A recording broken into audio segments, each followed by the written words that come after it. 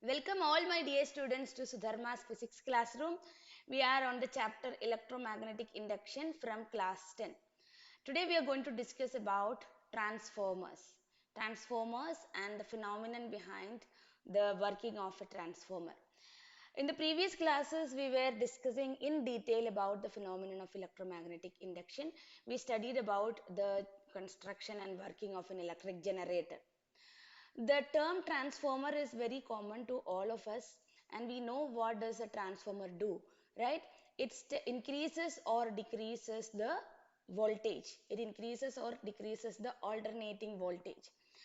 In the discussion of alternating current generator, AC generator, we have seen how alternating current is generated and what are the specialities of alternating current. Alternating current is a current which regularly changes the direction and magnitude. So, in one of the classes, I have asked the challenge question. So, hope all of you have seen that video. My question was, there was two coils given and one of the coils is connected to a battery, another coil is connected to a galvanometer. In this picture, the second coil, you can see it is connected to the bulb. So doesn't matter it's a galvanometer or a bulb, it just shows whether we are getting any output or not. So here, similar type of situation here also, we have two coils, and between the coils we have a soft iron core material inserted between that, and there is a battery connected here. So we have to switch on the current in the primary coil. That means in the first coil, we switch on the circuit. So current will be flowing through the primary coil, and you can see that the bulb in the secondary coil that will start glowing. So how the current is reaching there?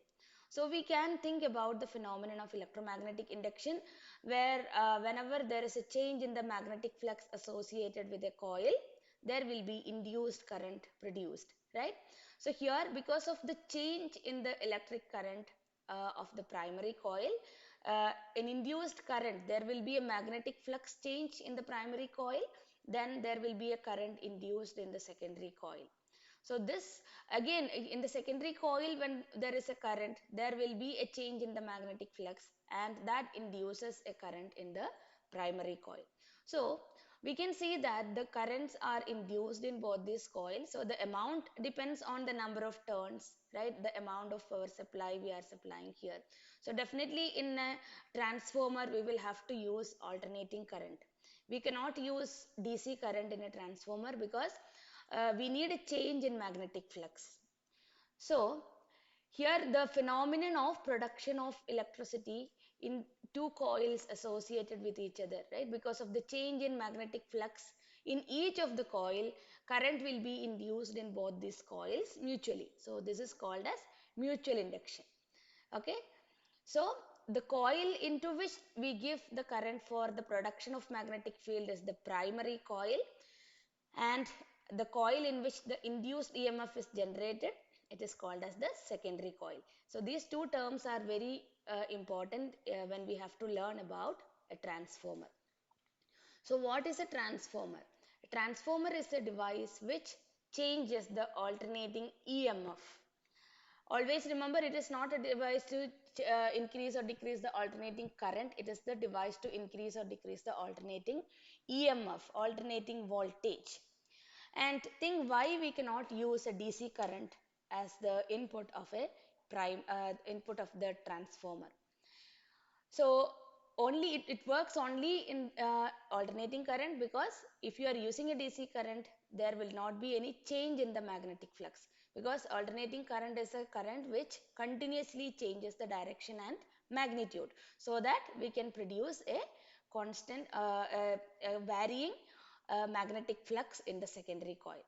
So every transformer will have two coils. One is the primary coil and the other one is the secondary coil. So the construction of a transformer, we will have to wind the primary and secondary coils. You can see different number of turns in the primary and secondary coil. So this in between these coils, we will have the soft iron used as the core material. Soft iron is very familiar for you now because in almost all the cases from the chapter magnetic effect onwards, we were talking about the soft iron core because soft iron is the best material to magnetize very easily. So to increase the strength of the magnetic field, we will be using the soft iron core material. So here we have the laminated core material. The construction is very special because it will be constructed into T and U shapes. So T and U shape in the sense, altogether when you look at this, you will see that as a square core material. It looks like a square, right? So behind this, T will come upside down and U go to the upper side. So alternatively, the construction will be like this. So this way of construction is to ensure that the magnetic flux, the magnetic field lines are not escaping from the region, so that lot of magnetic field strength can be concentrated in that particular region of the transformer. Okay, so now let's move on to the two types of transformers. One is the step up transformer and the other one is the step down transformer. So in a step up transformer, the voltage in the secondary coil is more and the current is less. But in a step down transformer, the secondary voltage is less and the current is more. So how do you memorize this? This is a very easy concept to memorize. Step up transformer, stepping up. Stepping up means increasing, right? So what is increasing here? Induced voltage is increasing. The secondary voltage is increased. Always remember, it is not the current. The change in current will take place, but it is in the opposite way. Because we are providing an input voltage, we can say that it is the voltage in the primary, and we take the output from the secondary as voltage in the secondary. Okay, we can represent it by Vp and Vs, voltage in the primary and voltage in the secondary. So if you are increasing the voltage, then the secondary will have more number of turns. So in a step up transformer, the voltage in the secondary coil is more. In the same way, the number of turns in the secondary coil will be more. So this is a step up transformer. Number of turns in the secondary will be greater than the number of turns in the primary. In a step down transformer, number of turns in a step down transformer, the number of turns in the secondary will be less than the number of turns in the primary, because we are stepping down the voltage, we have to reduce the voltage. So the number of turns will be less in the case of secondary coil. Similarly, in a step up transformer, voltage, stepping up the voltage, right? So voltage in the secondary will be greater than voltage in the primary. In the case of step down transformer, voltage in the secondary will be less than the voltage in the primary coil. Okay. Now, just observe the diagram. Diagram is important. So in the diagram, we can see one of these coils is thick, right? So in the case of step up transformer, the primary coil is made thick. It's not simply drawn thick. There is a principle behind that. So in a step up transformer, we are increasing the secondary voltage. At the same time, the current in the secondary will be less than the current in the primary. Okay, so in a step up transformer, just remember, it is just the opposite of the change in voltage. So voltage in the secondary is greater than voltage in primary. Current in the secondary is less than the current in the primary. So wherever more current is there, you know that the resistance and area are inversely proportional. According to the Joule's law of heating, H is directly proportional to resistance. H is directly proportional to the square of the current, right? So here in the primary coil, the current is more.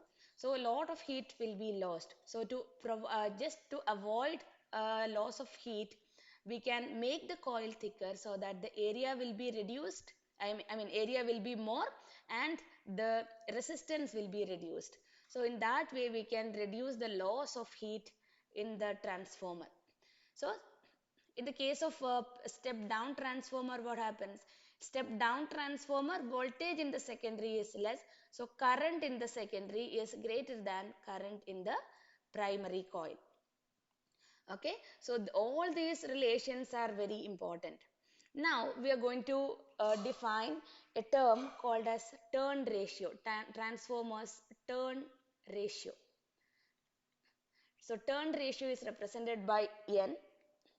So transformer's turn ratio N is equal to number of turns in the secondary divided by number of turns in the primary. Okay, so number of turns in the secondary by number of turns in the primary. Another term is in terms of EMF or the voltage we are taking. So if we represent Vs as the voltage in the secondary and Vp is the voltage taken from the primary, so turn ratio is equal to Vs by Vp. So turn ratio N is equal to Ns by Np, and that is equal to Vs by Vp. Now, if you consider an ideal case where all the energy given is transferred to the secondary, whatever power we are giving in the input, that means the power given in the primary, it is completely transferred to the output. So if you consider that is an ideal case, lot of heat loss will be there and some other loss of energy will take place. That is in the practical case. I am talking about the ideal case. So in an ideal transformer, power input will be equal to power output. So what is the equation for power? Going back to the electricity chapter, we know that power is equal to voltage into current, right? So where do we give the input? Input is given to the primary, right?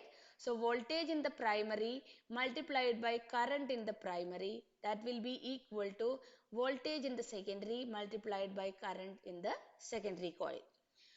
So we have the turn ratio Vs by Vp. So from this relation, if you take Vs by Vp, we'll be getting it as Ip by Is. So we have another relation now for turn ratio. Turn ratio N is equal to Ip divided by Is. So these three equations is important because when we have to do the numericals, we have to use these equations. It's very easy to remember. N is equal to N is the turn ratio of the transformer, that is equal to Ns by Np is equal to Vs by Vp, and it is equal to Ip by Is. So again easy to memorize. Voltage in the secondary by voltage in the primary, number of turns in the secondary by number of turns in the primary. Only change is in the case of current. Current, it is the reverse, Ip by Is. Okay, so the question for you today is, tell me what is the turn ratio for a step-up transformer and step-down transformer. Step up, so the answer should be it is greater than 1 or less than 1. So for both the step-up transformer and step-down transformer, you have to decide what is going to be the turn ratio.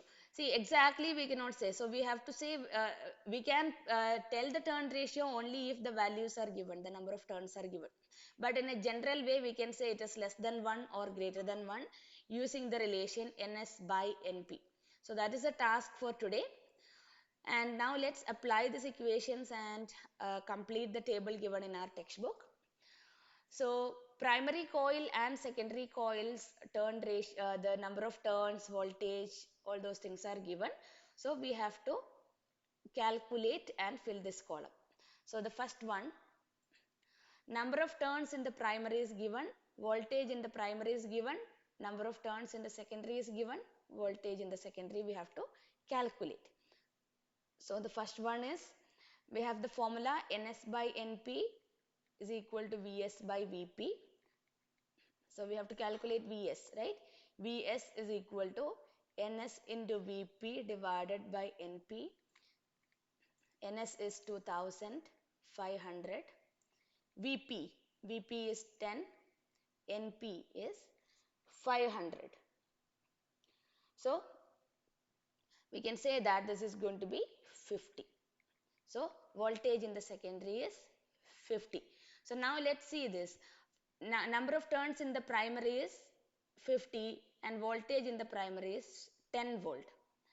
So here the number of turns became 2500. That means it increased 5 times, right? So similarly the voltage increased to 5 times. So what type of a transformer it is? We have the voltage in the primary is less than the voltage in the secondary, right? So this is going to be a step up transformer.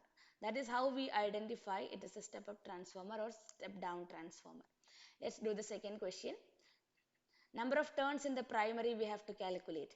So from this relation, number of turns in the primary is equal to Ns into Vp divided by Vs.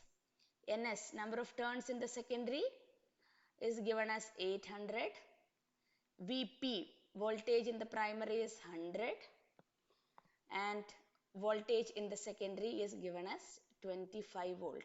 So 800 into 100 divided by 25, you get it as 3200. So here Vs is 50 volt. We have to put the unit here.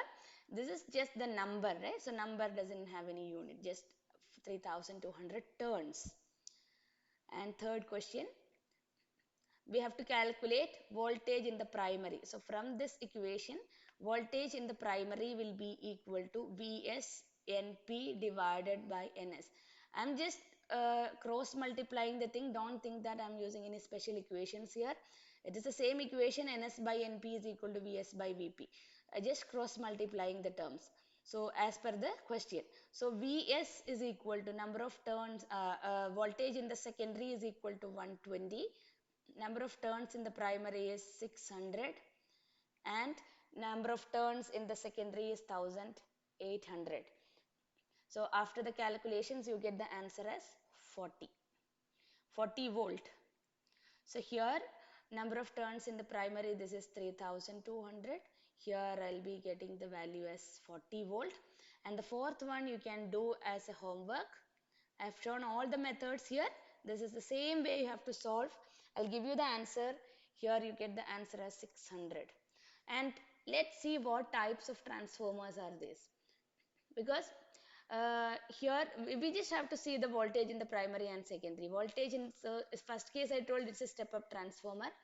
Second case 100 volt is reduced to 25 volt. This is a step-down transformer. Third case 40 volt is increased to 120 volt, step-up transformer. Here 240 volt is reducing to 12 volt. This is again step-down transformer.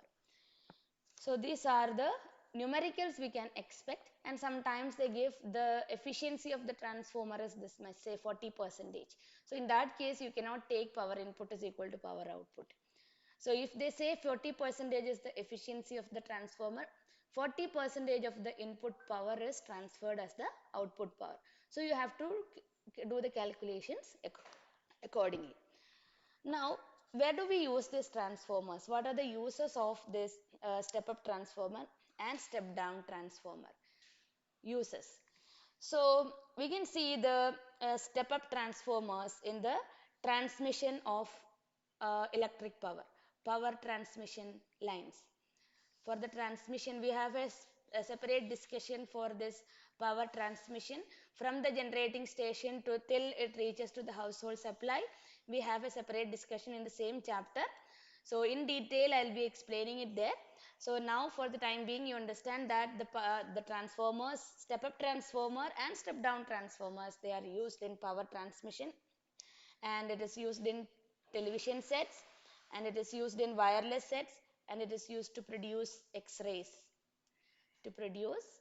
X-ray production tubes need a very high voltage. So in that case, we will be using a step-up transformer. And even step-down transformers, we can see for in some cases of the some stages of the power transmission, we need step-down transformers. And in some electric bells and night electric bulbs, mobile phones, etc., we'll be using the step-down transformers. That's all about the transformer concept.